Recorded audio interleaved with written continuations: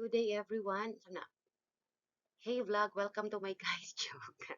Okay, so this time we're going to discuss on the antiderivative of trigonometric functions. So this is a basic calculus topic for grade 11 students taking up STEM. So what are our objectives for this discussion? We have illustrate the antiderivative of a function, illustrate the rules on integrating trigonometric functions, and compute the antiderivative of trigonometric functions. So how are we going to have it? So before we are going to integrate trigonometric functions, let's try to master the theorems that talks about antiderivatives of trigonometric functions. So there are, I think, six or five. So number one is the antiderivative of sine x dx is equal to negative cosine x plus c. We also have the antiderivative of cosine x dx is equal to sine x plus c. Next, antiderivative of secant squared dx, x dx is equal to tangent x plus c. And then we have the antiderivative of cosecant squared x dx is equal to negative cotangent x plus c. Antiderivative of secant x tangent x dx is equal to secant x plus c. And we have the antiderivative of cosecant x cotangent x dx is equal to negative cosecant x plus c. O, dagan-dagan siya. The six theorems you need to memorize kay you will not be able to integrate functions or trigonometric functions kung wala na ninyo na master. Kay that serves as your basis or guide. So let's have an example on integrating trigonometric functions. Starting with, we have example number 1. When you are asked to integrate or find the integral of the antiderivative of cosine x minus sine x dx. So from this expression, first thing that we're going to do is try to separate. Oh, buwagon ang angay buwagon. Char. Walay forever. We have that is equal to the antiderivative of cosine x dx minus the antiderivative of sine x dx. So actually, we just apply katong rule number 4 sa general rules of integration nga if two different functions separated by either addition or subtraction, pwede ra nimo bungkagon. Because of that one, using the concept of theorem number 2, antiderivative of cosine x is sine x minus antiderivative of sine x from theorem number 1 is negative cosine x and then plus c. So, combining those terms now, we have sine x plus cosine x plus c. So, nganong nahimo man ni siyang plus? So, negative times negative, basic rule, multiplication of integers. So, negative times negative, same sign, that makes it positive. So, final answer is sine x plus cosine x plus c. Okay, next, let's have the second example. Find the integral or the antiderivative of cotangent squared x dx. Pero, tanawo na to ang 6 theorems that talks about the antiderivative of trigonometric functions. Walay cotangent squared. Naay cotangent. Pero, walay cotangent squared. But, naani siya sa pre-calculus. Trigonometric identities. So, one of the trigonometric identities, Pythagorean identities, cotangent squared x is equal to cosecant squared x minus 1. Nya, kay sa theorems on integrating trigonometric functions, naaman si cosecant squared. So, siya na atong gamiton. So, this expression now becomes the antiderivative of cosine squared x dx minus the antiderivative of dx. O, gibungkag na sad nato. And we all know that the antiderivative of cosecant squared x from theorem number 4 is negative cotangent x minus antiderivative of dx, that is rule number 1, is equal to x, then plus c.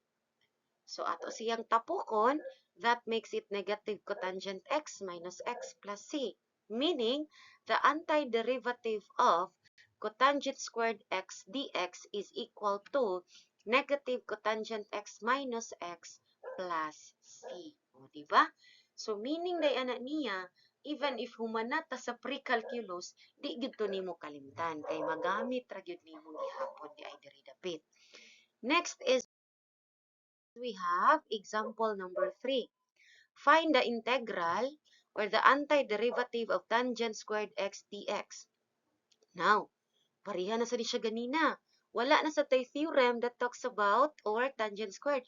Pero, naatay trigonometric identity sa tangent squared x, which is secant squared x minus 1. Another Pythagorean identities. So that makes this the antiderivative of secant squared x dx minus the antiderivative of dx. And we know that antiderivative of secant squared dx from theorem number 3 is tangent x minus x plus c. O, diba? O, balik-balik ra siya. So, kung imo na sana siyang isagol, that makes it tangent x minus x plus c. So, our final answer will be tangent x minus x plus c. O, sayon ra no? Dali naman siya. Basta, na-familiarize nimo or na-memorize, dili lagi ko anang familiarize kay. Basta familiarize, maingon rata, ay familiar. Arita sa memorize. Next example is we have this one. Oh, ganina, paghatag na ko ani nila sa online class, hala, sure, naunsa naman na. Maura na siya. What is the antiderivative of sine x over cosine squared x dx? So, how are we going to integrate this one? Naatay sine x. Naatay cosine x, pero wala tay cosine squared x. And, wala pasad nato na-discuss kung unsaon siya kung quotient na ang istoryahan. But even if wala pa to siya nga particular topic, we can actually integrate this one using the concept of simplifying trigonometric functions. Gamito na sad nato ang mga trigonometric identities. But how? So, inigbuwag or we will try to factor that out. Kung algebra pa na, i-factor na to. So, that is sine x over, gibungkag ra nato si cosine squared x. Kung inigbungkag ni cosine squared x, mahimo siyang cosine x, cosine x. So, cos x, cos x. Next is, we will try to have it factored out. Gibungkag na ko siya into two different fractions. Si sine x over cosine x is equal to sine x over cosine x times 1 over cosine x. Now, sakto ba ni? So, multiplying fractions. Numerator to numerator, denominator to denominator. Sine x times 1, sine x. Cosine x times cosine x, cosine x, cosine x. So, what ta nag-change ha sa value sa atong trigonometric function? Ato lang siyang gi-chop-chop. Next is, let us try to identify the trigonometric identities of those terms. So, that makes it tangent x cosine x. I mean, secant x dx nga naman. Si sine x over cosine x, that is tangent x. Diba? Reciprocal, quotient identities. Next, 1 over cosine x kay secant x.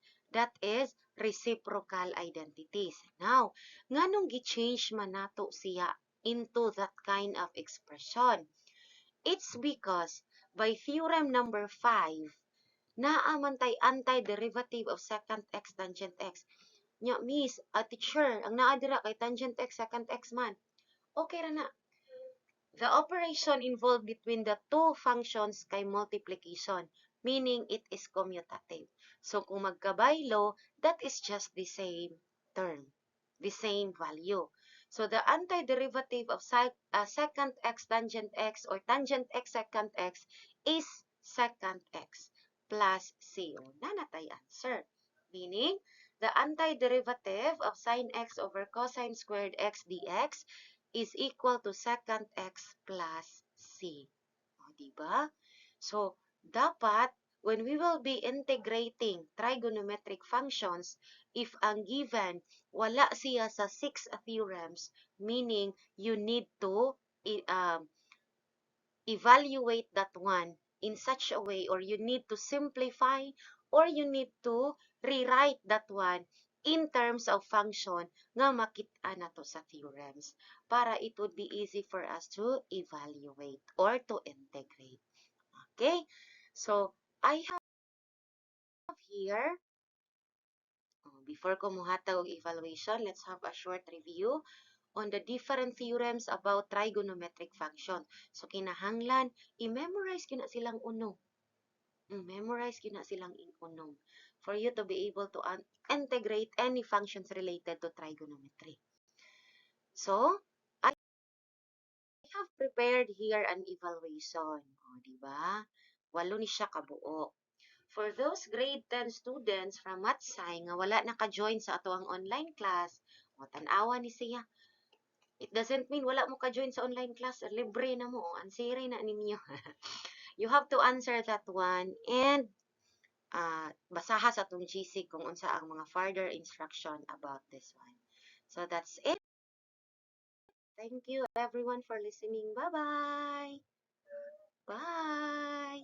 See you on the next video. Bye. O ni cry na akong bata-batota. Bye-bye.